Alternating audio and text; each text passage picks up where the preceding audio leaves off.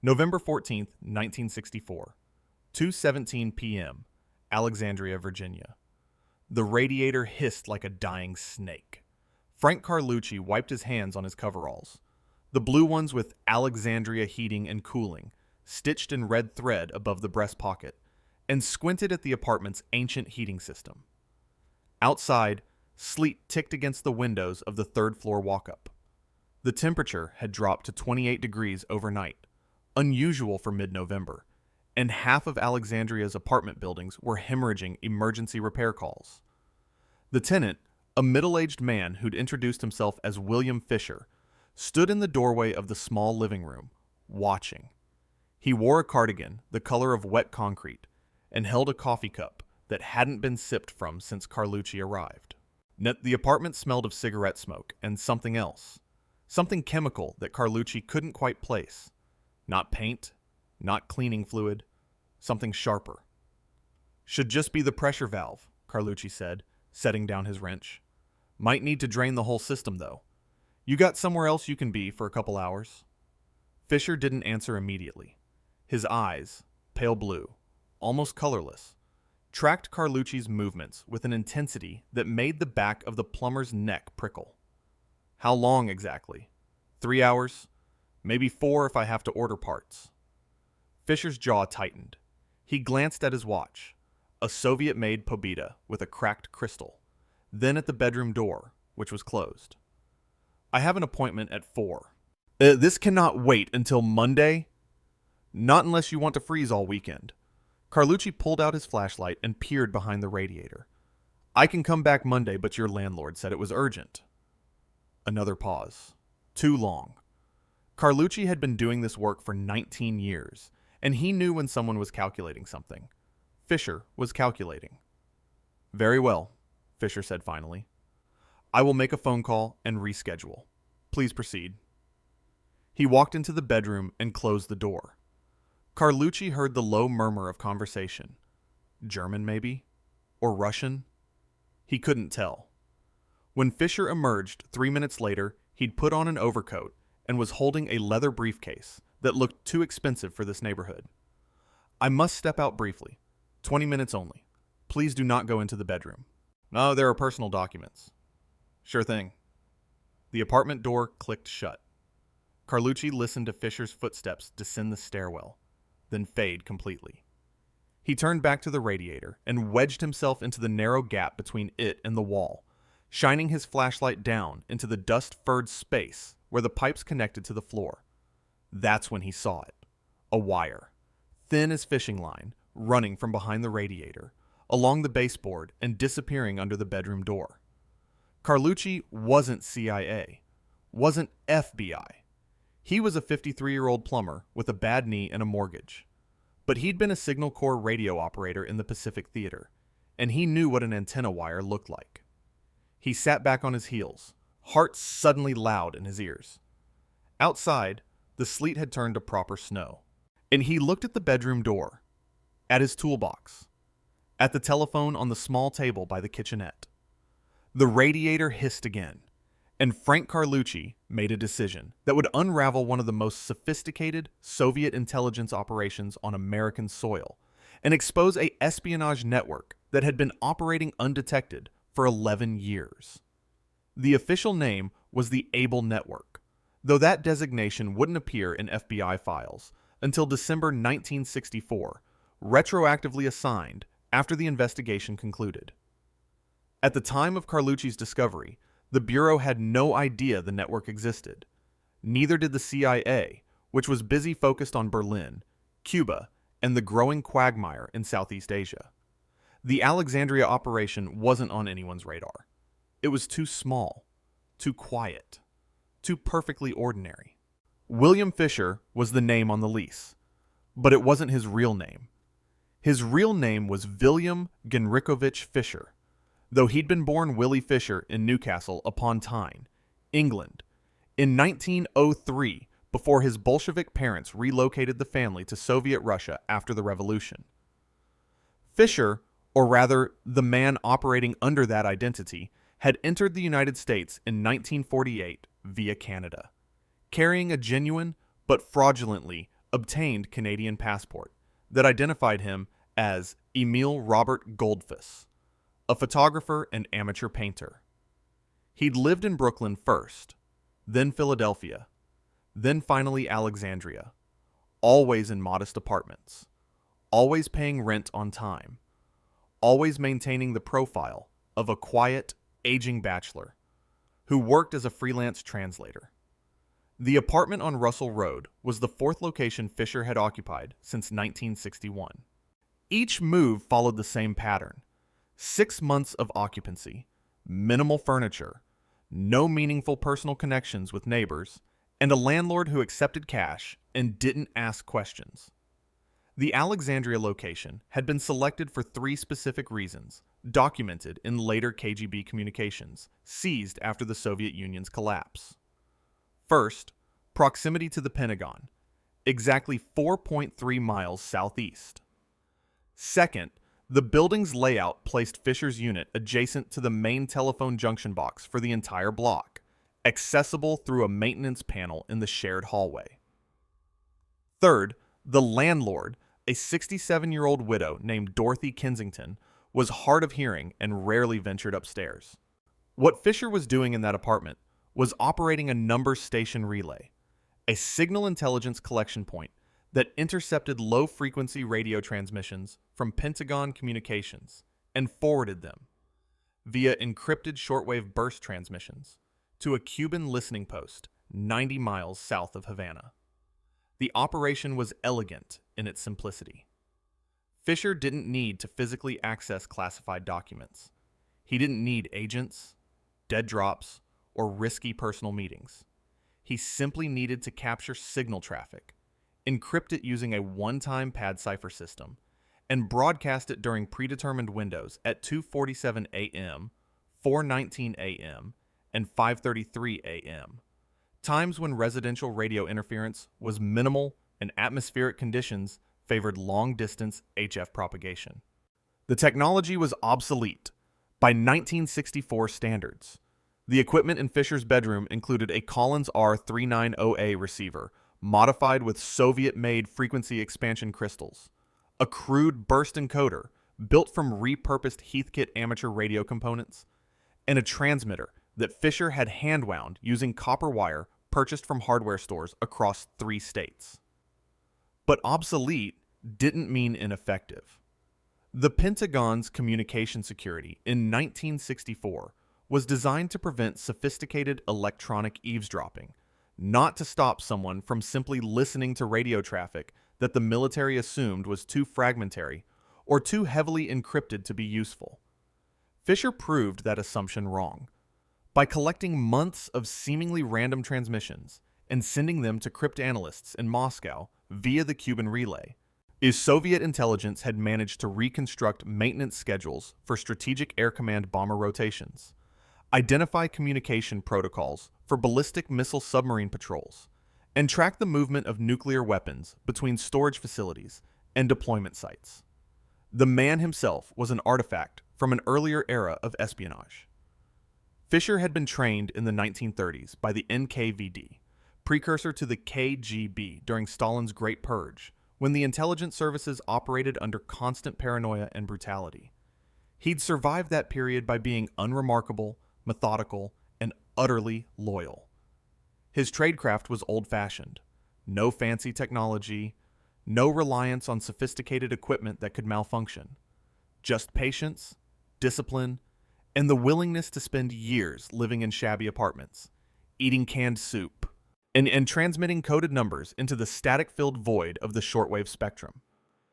He'd been recalled to Moscow twice, once in 1952, once in 1959, for consultations, and was sent back both times with commendations. The KGB considered him a reliable asset precisely because he didn't try to be clever. He followed protocols. He kept his head down. He never, ever drew attention. Until his radiator broke. The geopolitical stakes in November 1964 were deceptively quiet. The Cuban Missile Crisis had ended 2 years earlier with Khrushchev's climb-down, and Kennedy's assassination in November 1963 had shifted American focus inward. Lyndon Johnson was in the White House, winning the presidency in his own right just 10 days before Carlucci entered Fischer's apartment. Oh, and the new administration was consumed with civil rights legislation and the early escalation in Vietnam. The Cold War hadn't ended. It had simply entered a different phase. Both superpowers were consolidating, reassessing, preparing for the next confrontation. Intelligence gathering had become less about imminent nuclear war and more about long-term strategic positioning. But that didn't make Fischer's operation less dangerous. If anything, it made it more insidious. The information he was collecting wasn't dramatic. No missile launch codes, no invasion plans. It was the mundane data that revealed patterns. When bombers rotated crews, which submarine bases showed increased activity, how quickly nuclear weapons could be moved in response to a crisis. The kind of information that seemed trivial in isolation but, aggregated over months and years, provided an intelligence mosaic that could give Soviet military planners a crucial advantage in any future confrontation. Defense analysts who reviewed the case after Fischer's arrest estimated that his transmissions had allowed Soviet intelligence to reduce their uncertainty about U.S. strategic nuclear posture by approximately 15 to 20%. A figure that, in the calculus of mutual assured destruction, could mean the difference between a first strike being viable or suicidal. The Alexandria apartment itself was unremarkable. 700 square feet, kitchenette with a 2-burner stove, living room with a couch whose springs had given out sometime in the Eisenhower administration. 1 bedroom. 1 bathroom with tiles that dated to the 1940s and perpetually sweated condensation. The radiator that brought Frank Carlucci there that November afternoon was a cast-iron beast installed when the building went up in 1937, prone to mineral buildup and pressure irregularities that caused it to hiss and bang through the night. Fischer had filed 3 maintenance requests about it since moving in. The landlord, Mrs. Kensington, had ignored the first 2. The 3rd request, filed on November 12th when nighttime temperatures dropped below freezing, couldn't be ignored because other tenants were complaining about the building's heat. Fischer knew a repair call was coming. He'd prepared for it. The antenna wire was carefully hidden. The bedroom door had a lock, unusual for an interior door, but not suspicious enough to raise immediate questions. The transmitting equipment was stored inside a wardrobe with a false back. The encryption materials, the one-time pads, the frequency schedules, the cipher keys, were concealed inside a hollowed-out Russian-English dictionary that sat on a shelf with a dozen other language reference books. Fischer had rehearsed scenarios. If a plumber needed bedroom access, Fischer would claim the room contained sensitive legal documents from his translation work and offer to move anything in the way. If pressed, he'd reschedule the repair for a time when he could be present. What he hadn't prepared for was the wire being visible from behind the radiator in the living room. That single oversight, a wire not tucked quite deep enough behind the baseboard, made visible only when someone shone a flashlight at a specific angle while lying on the floor, was the thread that, when pulled, unraveled everything. Frank Carlucci didn't touch the wire. He finished checking the radiator's pressure valve, stood up, brushed the dust off his coveralls, and decided he needed to think about what he'd seen. The wire could be anything. A thermostat cable, an old telephone line, maybe even an amateur radio antenna from a previous tenant that Fischer didn't know about. But Carlucci's gut said otherwise. The wire was too deliberately placed, too carefully hidden. And Fischer's behavior, the way he'd watched Carlucci work, the insistence about not entering the bedroom, the sudden departure with that expensive briefcase, it all felt wrong.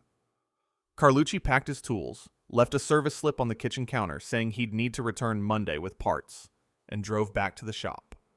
He didn't mention the wire to his dispatcher.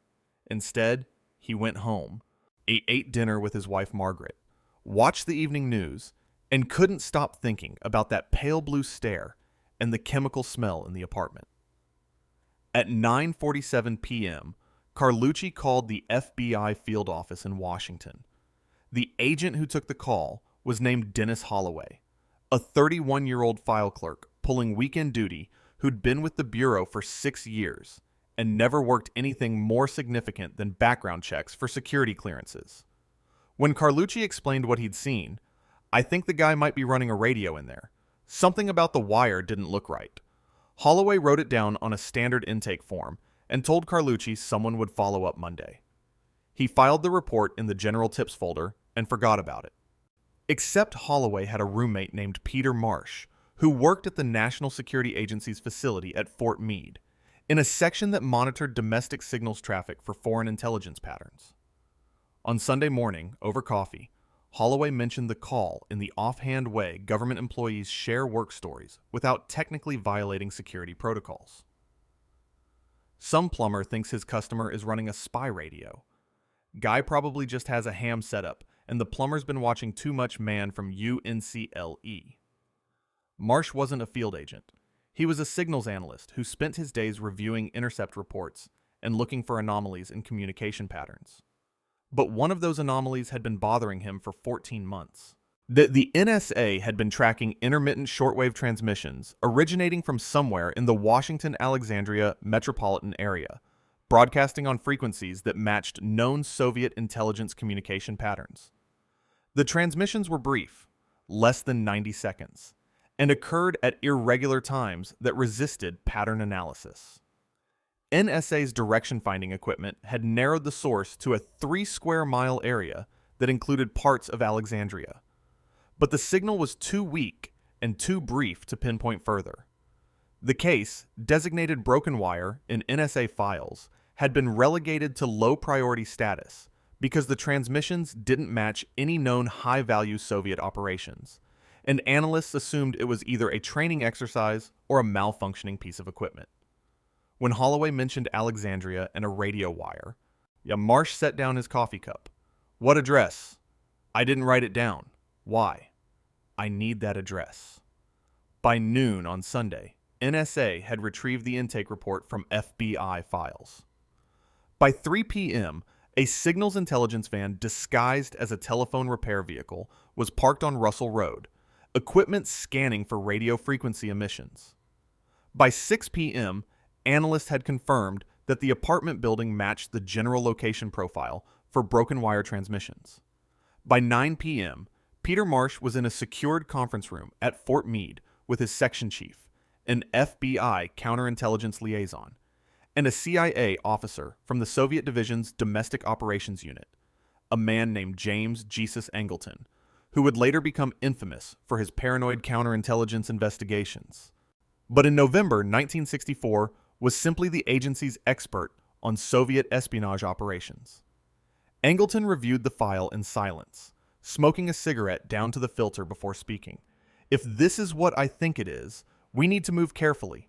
The Soviets don't run one-man operations anymore. If he's transmitting, he's part of a network. We spook him. The whole thing disappears." The FBI liaison, a veteran agent named Robert Brennan, disagreed. "We have enough for a warrant. We go in Monday morning, seize the equipment, arrest him, and work backwards from there." "And accomplish what?" Angleton tapped ash into a glass tray. "You'll get one man and whatever's in that apartment. The rest of the network. His handlers, his cutouts, anyone else involved. They'll scatter the moment he doesn't check in. This is a gift. Though an operational error we can exploit. We should surveil, map the network, then roll it up all at once." "That assumes," Marsh interjected, "that he hasn't already noticed the plumber got suspicious.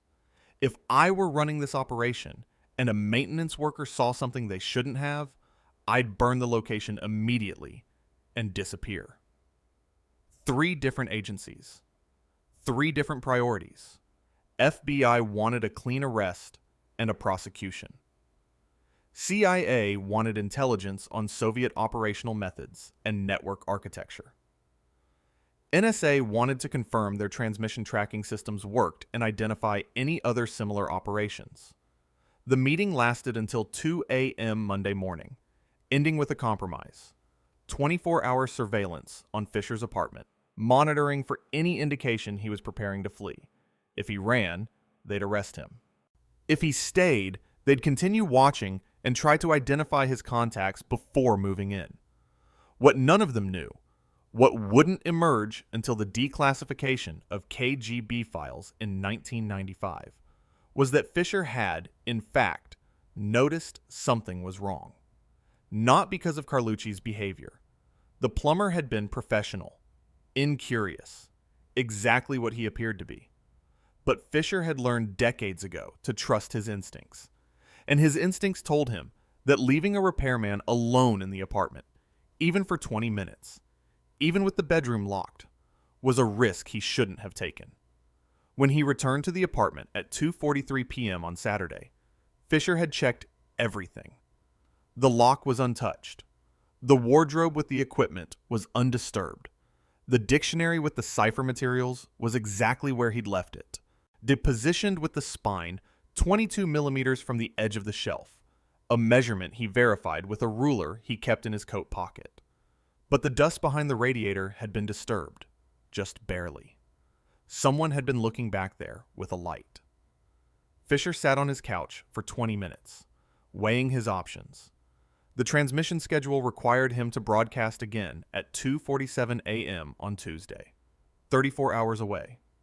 He had no way to contact his handlers except through emergency protocols that required traveling to a public phone booth in Baltimore, a 3-hour round trip. The emergency protocol itself was supposed to be reserved for imminent arrest situations, and Fischer wasn't certain this qualified. The plumber might have seen nothing. That the dust could have been disturbed when Fischer himself installed the antenna wire months earlier. Paranoia was a survival trait in intelligence work, but it could also lead to unnecessary abortion of productive operations. Fischer decided to wait. He would maintain normal patterns on Sunday. If he saw any indication of surveillance, unfamiliar vehicles, strangers in the building, unusual activity near the phone junction box, he would implement the emergency extraction protocol. Otherwise, he would continue the operation and make the Tuesday transmission as scheduled. It was a calculated risk, but Fischer's entire career had been calculated risks that succeeded precisely because he didn't panic.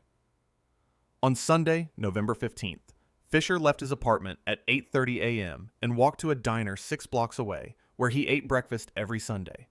2 eggs, dry toast, coffee. He bought a Washington Post from a machine outside the diner. He walked to a library branch and spent 2 hours reading technical journals. He returned to his apartment at 2:15 p.m., made lunch, and spent the afternoon listening to classical music on a transistor radio.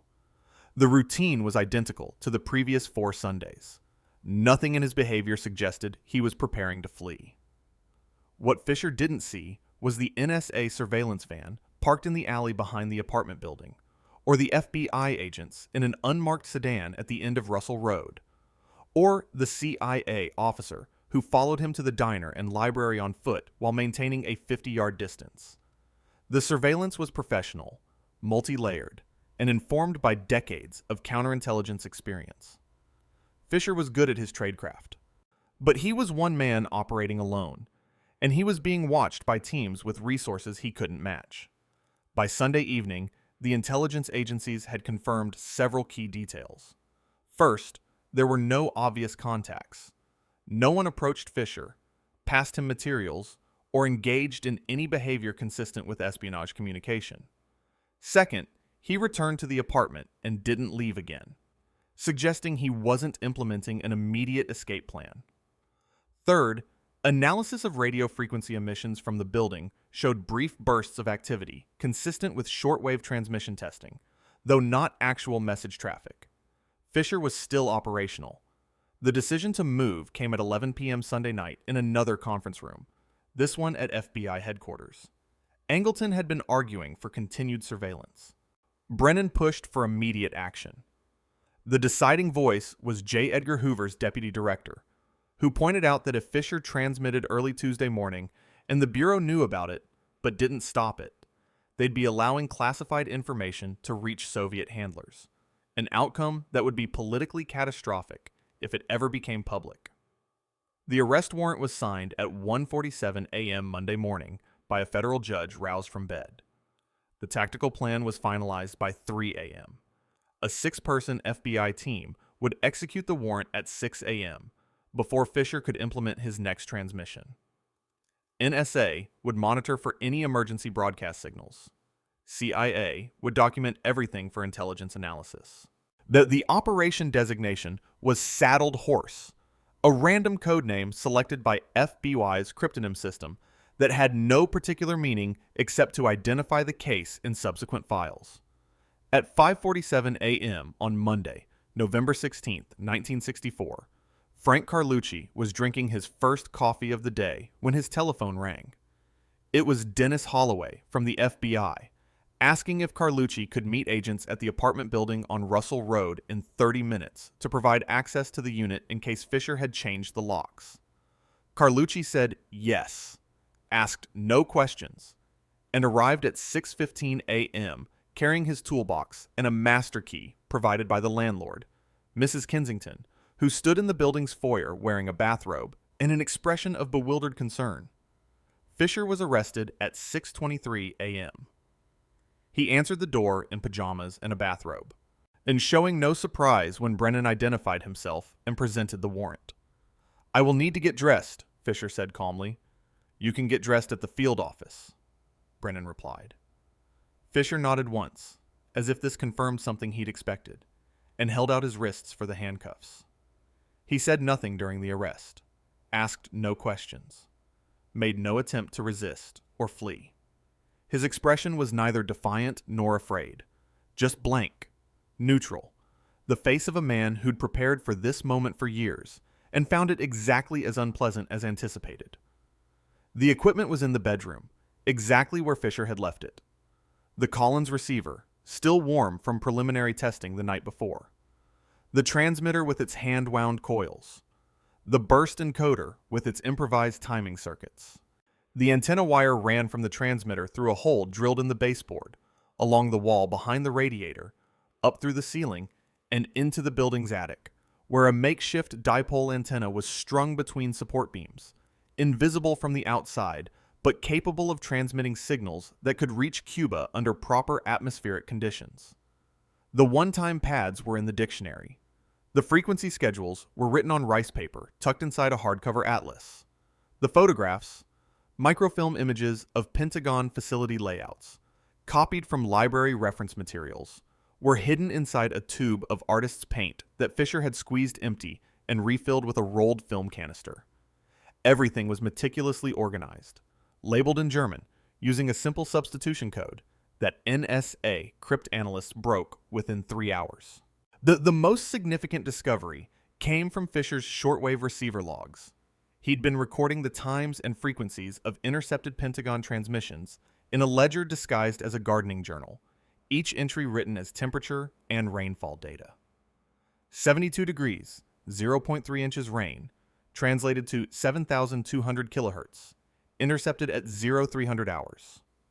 The logs went back 40 months, documenting over 2,000 successful intercepts of military communications that Fischer had forwarded to his Cuban relay station.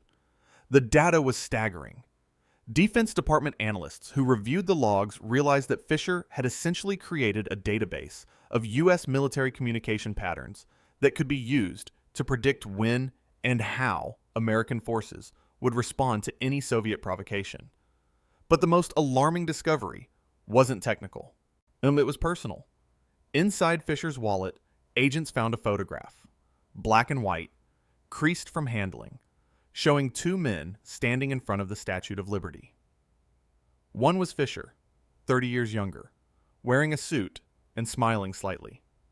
The other man was unidentified, early 40s, dark hair, also smiling. On the back of the photograph, written in pencil, Brooklyn 1949, W and R. The FBI had no record of who R was. The interrogation began at 9 a.m. Monday in a windowless room at the FBI's Washington field office. Fischer sat at a metal table, still wearing his bathrobe over pajamas, handcuffed to a bolt in the table's surface.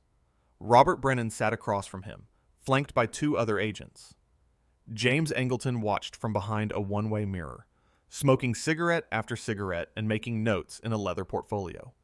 Brennan opened with the standard approach: acknowledge the evidence, offer cooperation in exchange for leniency, emphasize that the outcome was inevitable. Fischer listened politely, said nothing. When Brennan finished, Fischer spoke for the first time since his arrest. I would like to speak with the Soviet embassy.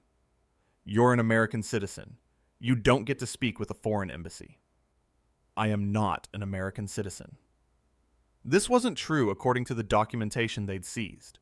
His passport, his lease, his bank records all identified him as William Fischer, born in Ontario, Canada, naturalized as a U.S. citizen in 1952. But Brennan didn't argue. Then what are you? I am a citizen of the Soviet Union. I am a colonel in the Committee for State Security, and I invoke my rights under the Geneva Convention as a military officer, captured while performing duties for my government. The room went quiet. Angleton, behind the glass, leaned forward and stubbed out his cigarette. Fischer claiming to be KGB was expected. Fischer claiming to be a colonel was not. If true, it meant this wasn't a low-level operation. It meant Moscow Center had invested significant resources and trust in whatever Fischer had been doing in that Alexandria apartment. Brennan changed tactics. Colonel of what? You were sending weather data to Cuba. That's not military intelligence. That's amateur radio. Fischer smiled for the first time, a thin, humorless expression. If you believe that, you are welcome to prosecute me for operating a shortwave transmitter without a license. I believe the fine is $50. You were collecting classified military communications and transmitting them to a hostile foreign power. That's espionage. That's a capital offense. Then you will need to prove the communications were classified and that I understood them to be classified. I am a radio enthusiast who listens to frequencies that are publicly accessible and transmits coded messages as part of my hobby. If the United States military broadcasts sensitive information on unsecured channels, that is not my responsibility. It was a prepared defense, rehearsed and polished. Fischer had clearly thought through the legal exposure and constructed a narrative that, while implausible, would be difficult to disprove in court. The one-time pads and cipher materials could be dismissed as personal codes, and the Pentagon facility layouts could be explained as freely available reference materials. Even the transmission times, correlated to Soviet intelligence windows, could be argued as coincidence. Fischer was offering the government a choice: accept a minor conviction on technical violations, or attempt to prove espionage and risk a trial where classified military communication procedures would have to be disclosed in open court. Angleton saw the trap immediately. He picked up the phone connecting the observation room to the interrogation room. Brennan answered, listened, nodded, and hung up. He looked at Fischer. Who's R? Fischer's expression didn't change, but Angleton, watching, saw the micro-reaction. A fractional tightening of the jaw muscles, a slight decrease in breathing rate. The question had landed. I don't know what you're referring to. The photograph. Brooklyn, 1949. You and someone else. W and R. Who's R? I have many photographs. I don't remember all of them. This one you kept in your wallet for 15 years. Fischer said nothing. Brennan let the silence stretch for 30 seconds. A full minute. 2 minutes. Finally, Fischer spoke. I want an attorney. You just claimed to be a Soviet military officer. Geneva Convention prisoners don't get attorneys. They get repatriation when hostilities end. So which is it? Are you a Soviet colonel or an American citizen who wants a lawyer? Fischer closed his eyes. When he opened them again, something had shifted. The careful neutrality was gone, replaced by something harder, older. You don't understand what you have found. Then explain it. I cannot. Not because I will not, but because I do not have authorization. This operation is larger than me, larger than what you found in my apartment. If you wish to understand it, you must speak to Moscow Center directly. We don't negotiate with the KGB. Then you will never know who R is. The interrogation continued for 6 more hours, breaking only when Fischer requested water and a bathroom escort. Brennan cycled through every technique in the FBI's playbook: confrontation, sympathy, appeals to conscience, threats of execution, offers of immunity. Fischer answered some questions, confirming his real name, his birthplace, his NKVD training in the 1930s, and refused others. He would not identify his handlers, would not describe the Cuban relay station, but would not explain the purpose of the transmissions beyond routine intelligence gathering, and he absolutely refused to discuss the photograph or identify the man marked as R.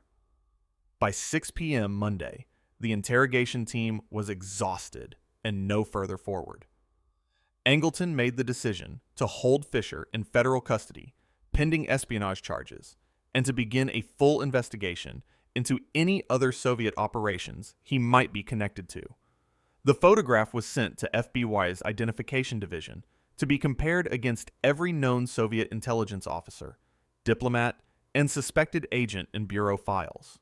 NSA began analyzing Fischer's transmission logs to determine exactly what information had been sent to Cuba and how much damage the operation had caused. The breakthrough came from an unexpected direction. On Tuesday morning, while FBI agents were processing evidence seized from Fischer's apartment, a clerk named Ellen Masterson was cataloging the contents of the dictionary, where the one-time pads had been hidden. She noticed something odd. Several pages near the back of the book had faint indentations, as if something had been written on a sheet of paper placed on top of them. Masterson used a technique called oblique lighting, shining a lamp at a sharp angle across the page, and could make out partial words. Esident. Ecutive. Annuary. She brought the dictionary to the FBI's Document Analysis Laboratory in Washington. Forensic specialists used electrostatic detection apparatus, a device that could reveal impressions on paper that were invisible to the naked eye, and recovered a full page of handwriting from the indentations. And the text was in English, written in a neat, compressed script. Resident authority confirmed for executive action. Target designated, AETNA. Window, January 20th to February 15th, 1961. Primary team, R, M, and V. Secondary support, local assets as needed. Authorization code, Plum Violet 9. Confirm receipt and implementation timeline. The terminology was unambiguous to anyone familiar with Soviet intelligence operations. Resident meant the senior KGB officer in a given location, typically operating under diplomatic cover. Executive action was Soviet euphemism for assassination. Ayetna was a code name. And the dates, January 20th to February 15th, 1961, coincided with the inauguration of President John F. Kennedy in the weeks immediately following. Angleton read the recovered text at 2:37 a.m. Wednesday morning in his office at CIA headquarters. A room perpetually clouded with cigarette smoke and stacked with files that hadn't been organized in years. He read it twice, then picked up the phone and called Robert Brennan at his home. "We need to reopen the Kennedy assassination investigation." "What are you talking about?" Fischer wasn't running a signals intelligence operation. He was running a support network for a Soviet assassination program. And whoever R is, they were part of a team that had John Kennedy as a target in January 1961. The silence on the other end of the line lasted 10 seconds. Then, "I'll be at the office in an hour." By dawn on Wednesday, November 18th, a joint FBI-CIA task force was assembled with a single mandate: determine who R was, what happened in January 1961, and whether the Soviet Union had been involved in Kennedy's assassination 37 months earlier. The photograph from Fischer's wallet was enlarged, enhanced, and circulated to every intelligence agency that might have records of Soviet operatives in the United States during the late 1940s and early 1950s. The transmission logs from Fischer's apartment were reanalyzed for any references to assassination planning or targeting information on U.S. officials. Fischer himself was moved to a secure facility and subjected to a new round of interrogation, this time focused exclusively on the identity of R and the meaning of the recovered text. Fischer continued to refuse cooperation, but the investigation didn't need him. On Thursday afternoon, an FBI file clerk named Arthur Poole was searching through archived surveillance records from the late 1940s when he found a match. The unidentified man in Fischer's photograph was Reino Heihanen, a Soviet intelligence officer who had entered the United States in 1952 using a fraudulent Finnish passport and worked as Fischer's courier and assistant until 1957. Heihanen had defected to the United States in May 1957, providing testimony that led to the arrest and conviction of another Soviet spy, Rudolf Abel, convicted in 1957 and exchanged for U-2 pilot Francis Gary Powers in 1962. But Heihanen's defection came before Fischer began operating in Alexandria.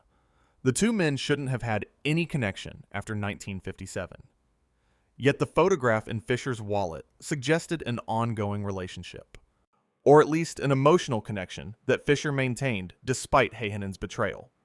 The FBI immediately pulled all records related to Heihanen's defection and debriefing, looking for anything that might explain the recovered assassination text. What they found made no sense at first. According to Heihanen's 1957 debriefing, he'd been instructed by Moscow Center in 1955 to recruit a local asset for an unspecified operation planned for late 1960 or early 1961. Heihanen claimed he'd failed to recruit anyone before his defection and had reported this failure to his handlers. The FBI had noted this in their files, but hadn't pursued it. By 1957, any operation planned for 1960 to 61 was still years away, and Heihanen's defection would have caused Moscow to abort whatever they'd been planning anyway. Except the recovered text from Fischer's dictionary suggested the operation hadn't been aborted. It had been executed, or at least attempted. And the dates aligned perfectly with a detail that had been bothering researchers for years. Lee Harvey Oswald's return to the United States from the Soviet Union in June 1961, just months after the assassination window specified in Fischer's hidden message.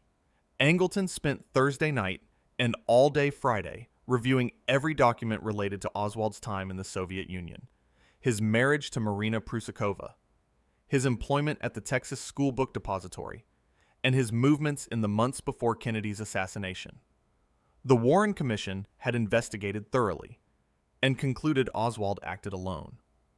But the Warren Commission hadn't known about Fischer's operation, or the assassination planning text, or the fact that Soviet intelligence had been running active operations targeting American political figures. By Saturday morning, Angleton had developed a theory, one that he would spend the next decade obsessively investigating, even after he was forced out of the CIA in 1974. The theory went like this. Fischer and Heihanen had been part of a Soviet sleeper network activated in 1955 to prepare for a possible assassination of a U.S. president. The specific target wasn't selected until 1960, when it became clear Kennedy would win the election. The operation was assigned the code name AETNA, possibly a reference to the insurance company, suggesting Moscow's intent to insure against a hostile American administration. Heihanen's 1957 defection disrupted the operation, but didn't destroy it. Fischer continued running the network from Alexandria, using local assets, recruited agents or sympathizers to conduct surveillance and prepare logistics. One of those assets was Lee Harvey Oswald, who'd spent nearly 3 years in the Soviet Union and returned to the U.S. suspiciously easily, despite being a defector and suspected intelligence target. The theory had problems. Big problems. Oswald had been investigated exhaustively and showed no evidence of being a KGB agent. His behavior was too erratic, too impulsive, too ideologically confused. He'd contacted the Soviet embassy in Mexico City in September 1963 and been rebuffed. Hardly the treatment Moscow would give an active assassination asset. And the operational security would have been impossibly tight. No communications, no handler meetings, no payment trail, nothing that would connect Oswald to Soviet intelligence except his physical presence in Russia years earlier. But the recovered text was real. The dates were real. Fischer's network was real. And somewhere in that network, the man designated as R, Reino Heihanen, had been involved in planning an assassination that targeted a president-elect in January 1961. The final piece fell into place on Sunday, November 22nd, 1964, exactly 1 year after Kennedy's assassination. An NSA analyst reviewing Fischer's transmission logs noticed something that had been missed in the initial assessment. On November 23, 1963, less than 24 hours after Kennedy was shot in Dallas, Fischer had transmitted an emergency burst message to his Cuban relay. The message was encrypted with a one-time pad that hadn't been recovered from the apartment, making it unreadable. But the timing was unmistakable. Fischer had sent an unscheduled transmission immediately after the assassination. Angleton requested authorization to return to Fischer's apartment for a second search. The warrant was approved Sunday evening, and at 9 p.m. a team of FBI and NSA specialists entered the apartment again, this time with instructions to dismantle everything: walls, floors, ceiling, furniture, appliances. If there was another cipher pad hidden somewhere, they would find it. They found it at 3:47 a.m. Monday morning. Behind the bathroom mirror, taped to the wall, was a small oilcloth pouch containing a single sheet of thin paper covered with random letter groups, the one-time pad for emergency transmissions. NSA cryptanalysts received the pad at 6 a.m. and began decryption immediately. By noon, and they had recovered the message Fischer sent on November 23, 1963, Etna complete stop, R compromise stop, advise extraction protocol, stop, V&M status unknown, stop, awaiting instruction, stop. The message confirmed that Kennedy's assassination was the completion of the Etna operation. That R, Heihanen, was compromised, likely because his 1957 defection had made him a known Soviet intelligence officer whose movements would be monitored. That two other individuals, designated V and M, were involved, but their status was uncertain. And that Fischer himself was seeking extraction, suggesting he expected the operation's exposure. Angleton's theory became operational fact. The Soviet Union had, at minimum, planned to assassinate John F. Kennedy in 1961. Whether they'd executed that plan in 1963, or whether Oswald had acted independently in a coincidental alignment of Soviet intent and individual action, remained unclear. But the planning documents were real. The network was real. And Fischer's transmission proved he believed the assassination was the successful conclusion of a Soviet intelligence operation. The implications were catastrophic. On November 24, 1964, President Lyndon Johnson was briefed on the Fischer case in the Oval Office. Present were FBI Director J. Edgar Hoover, CIA Director John McCone, Attorney General Nicholas Katzenbach, and Secretary of State Dean Rusk. Angleton was not present, but had prepared a briefing document that outlined the evidence, the theory, and the potential consequences of making any of this public. Johnson listened without interruption, his expression unreadable.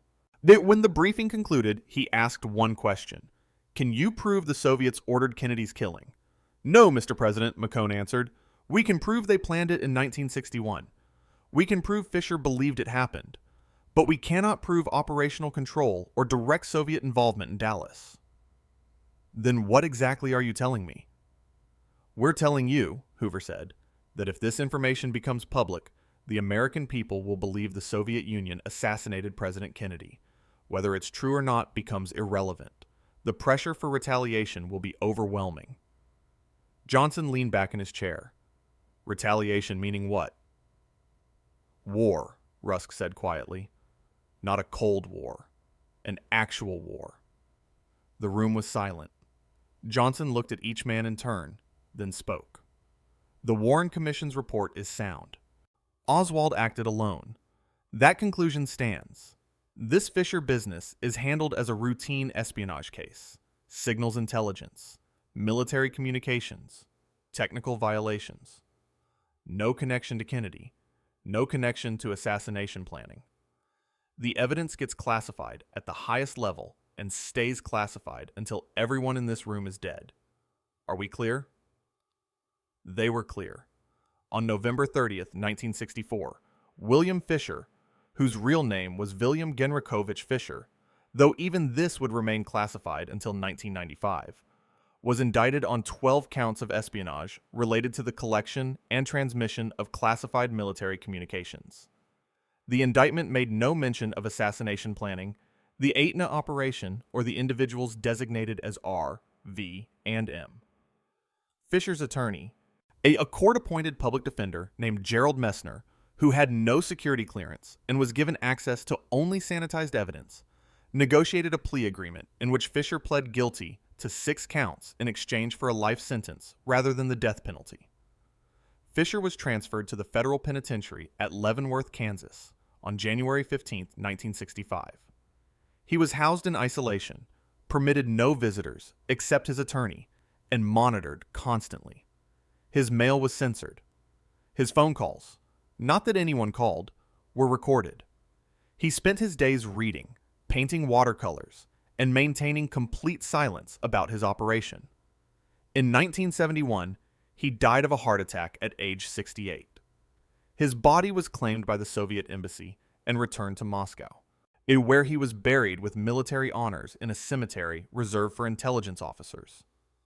The eulogy, delivered by a KGB general whose name was redacted in all documents, praised Fischer as a hero of the Soviet Union who served his country with courage and dedication in the most dangerous field of battle, the shadows of the enemy's homeland. Reino Heihanen never learned of Fischer's arrest.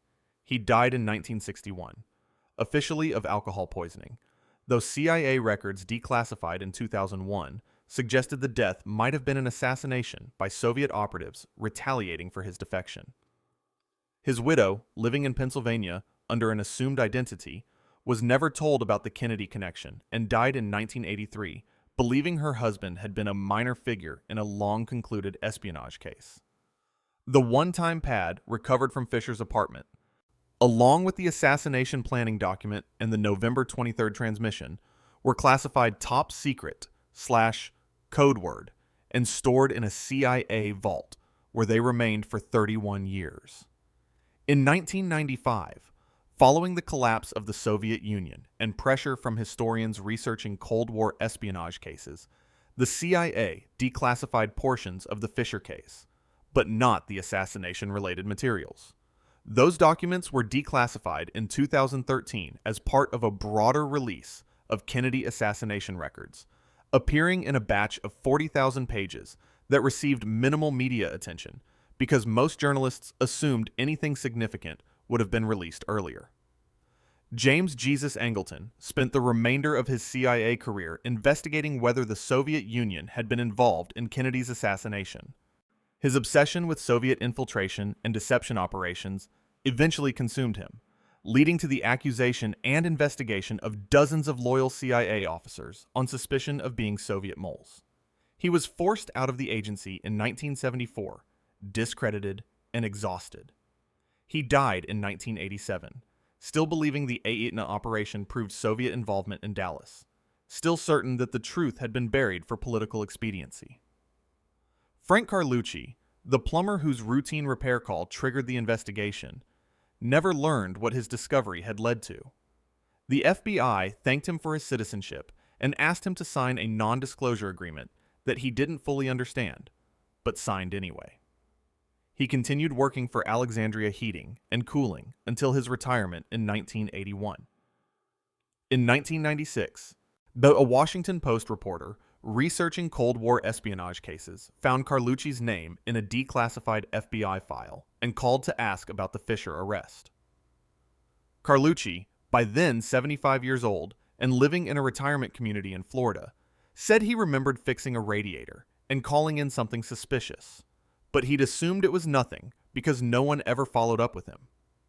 He died in 2003 without knowing that his phone call had unraveled a Soviet assassination network.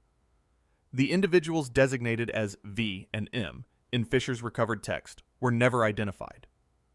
CIA counterintelligence officers spent years investigating possible candidates. Soviet illegals who entered the U.S. in the late 1950s, deep cover agents recruited from American citizens, Cuban intelligence officers operating in support of Soviet operations. None of the investigations produced conclusive evidence. The most likely explanation, according to a 2009 CIA internal assessment, is that V and M were low-level support assets who didn't know the full scope of the operation and scattered after Kennedy's assassination without realizing they'd been part of a Soviet intelligence network. Lee Harvey Oswald's connection to the Ayetna operation remains disputed. The official position of both the FBI and CIA is that no evidence links Oswald to Soviet intelligence operations targeting Kennedy. Declassified KGB files from the 1990s make no mention of Oswald as a recruited agent or assassination asset. But the timing of his return from the Soviet Union, June 1961, exactly during the Ayetna operation window, and his presence in Dallas when Kennedy visited, have never been satisfactorily explained as coincidence. In 2015, a former KGB officer named Oleg Kalugin, who'd worked in Soviet intelligence during the 1960s, stated in an interview that he'd heard rumors of a failed American operation from the late Khrushchev era that involved surveillance of U.S. political figures, but he had no direct knowledge and couldn't confirm details. His statement was dismissed by most historians as speculation, though conspiracy theorists seized on it as validation. The lasting impact of Fischer's operation was less dramatic than Angleton had feared, and more insidious than anyone realized at the time. And the discovery that Soviet intelligence had planned a presidential assassination forced a wholesale reassessment of counterintelligence protocols. The Secret Service expanded its protective procedures for presidents and presidential candidates. The FBI and CIA increased surveillance of Soviet diplomatic facilities and known intelligence officers. Military communication security was overhauled to prevent the kind of signals intelligence collection Fischer had conducted for 4 years. But the broader lesson, that a single patient operative living in an ordinary apartment could collect strategically valuable intelligence for years without detection, was lost in the bureaucratic response. Intelligence agencies focused on the technical aspects of the case, the encryption, the transmission methods, the antenna design. Now, they missed the operational insight. Fischer succeeded because he was unremarkable. He didn't recruit agents. He didn't conduct complicated operations.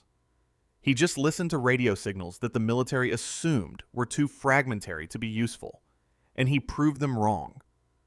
In 1972, the National Security Agency implemented a comprehensive communication security review that resulted in the encryption of nearly all Pentagon radio traffic, eliminating the vulnerability Fischer had exploited. The program cost $847 million and took 6 years to complete. By the time it was finished, the Soviet Union had shifted to satellite-based signals intelligence collection that rendered ground-based interception largely obsolete. The entire effort addressed a threat that no longer existed. But it was politically necessary because no one wanted to be the official who left American military communications vulnerable to another Fischer. The apartment on Russell Road in Alexandria was rented to a new tenant in February 1965. The landlord, Mrs. Kensington, died in 1967, and the building was sold to a developer who converted it to condominiums in 1974. The unit where Fischer lived is now owned by a retired schoolteacher who has no idea of its history. The radiator that brought Frank Carlucci there in November 1964 was replaced during the renovation. The bedroom where Fischer's equipment was hidden is now a home office with bookshelves and a computer desk. The only physical trace of the operation is the antenna wire, which was never fully removed from the attic and still runs between the support beams, disconnected and inert, and slowly corroding into dust. The photograph sits in a file at CIA headquarters in Langley, Virginia. Classified top secret, restricted access, stored in a vault that requires 3 separate authorizations to open. Brooklyn, 1949. W.W. and R. 2 men smiling in front of the Statue of Liberty, unaware that 15 years later, one would die in prison and the other would be dead under mysterious circumstances, unaware that their association would lead investigators to uncover an assassination plot that nearly sparked a war. Unaware that they represented the end of an era in espionage when operations were conducted by patient men with shortwave radios rather than satellites and computer networks. The file is 4 inches thick, containing transcripts of interrogations that led nowhere, analyses of transmissions that revealed much and proved little, theories about connections that could never be confirmed. At the bottom of the file, added in 1987 after Angleton's death, is a handwritten note on CIA letterhead. Subject Fischer represented both the greatest success and greatest failure of Cold War counterintelligence. Success: we identified and neutralized a long-term Soviet operation that collected strategic intelligence for years. Failure: we never determined the full scope of that operation, never identified all involved parties, and never established definitive proof regarding the most significant allegation: Soviet involvement in the assassination of President Kennedy. This case remains open pending further information, though none is expected. The truth, if it exists, died with Fischer. The note is signed by William Colby, Director of Central Intelligence, who would himself die under mysterious circumstances in 1996. In Moscow, in the archives of what was once the KGB and is now the FSB, there is a corresponding file. It was declassified briefly in 1995 during Boris Yeltsin's presidency, then reclassified in 2000 when Vladimir Putin took power. According to historians who viewed it during that 5-year window, the file confirms Fischer's identity, his service record, and his assignment to the United States. It describes his signals intelligence operation in clinical terms: frequencies monitored, information collected, strategic value assessed as moderate but consistent. It makes no mention of assassination planning, no reference to Etna, no discussion of Kennedy.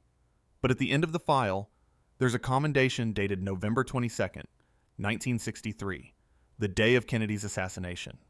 It praises Fischer for successful completion of a complex operation requiring patience, dedication, and absolute operational security.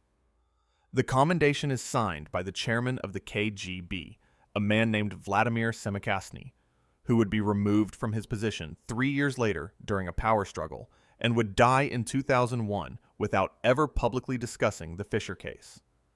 The commendation's timing, issued the same day Kennedy died, is either an extraordinary coincidence or confirmation of Angleton's theory.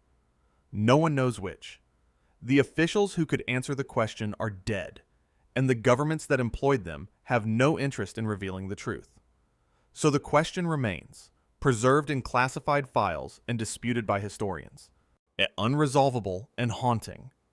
Was Fischer's operation a routine signals intelligence collection effort that happened to overlap with Kennedy's assassination? Or was it the support infrastructure for a Soviet plot that succeeded, protected for decades, by governments that feared the consequences of admitting what had happened? The radiator hissed in November 1964, and Frank Carlucci looked behind it with a flashlight, and the wire he saw there connected to secrets that would reshape counterintelligence procedures, consume careers, and remain partially buried even 60 years later. The truth about what happened in that Alexandria apartment, about who R and V and M were, about what the Aetna operation really accomplished, about whether a plumber's routine service call prevented another assassination or simply exposed one that had already occurred, is locked in vaults on 2 continents, protected by classification stamps and official denials, and the simple fact that everyone who knew the full story is dead. The apartment is quiet now. The radiator works properly. No one listens to Pentagon radio traffic from the bedroom anymore. But sometimes, late at night, when atmospheric conditions are right, the abandoned antenna wire in the attic picks up stray radio signals, commercial broadcasts, amateur operators, the electromagnetic noise of a city that never stops transmitting. The signals mean nothing, carry no information, serve no purpose. They're just ghosts in the static. Echoes of the Cold War that was fought not with armies and missiles, but with patient men in shabby apartments, listening to the enemy's secrets and waiting for orders that might never come, trusting that somewhere far away, someone understood the value of what they were doing. And sometimes, in the right light, if you look carefully at the photograph of two men smiling in front of the Statue of Liberty in 1949, you can see it.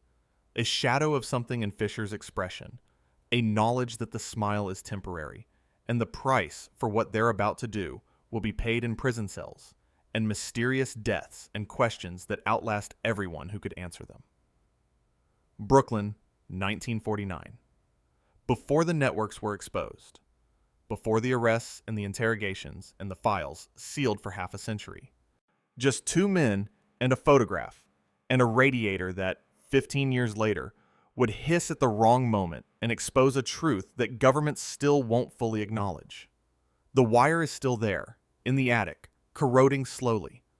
Someday it will disintegrate completely, and there will be nothing left but dust and memory and the eternal question: what really happened in that apartment on Russell Road?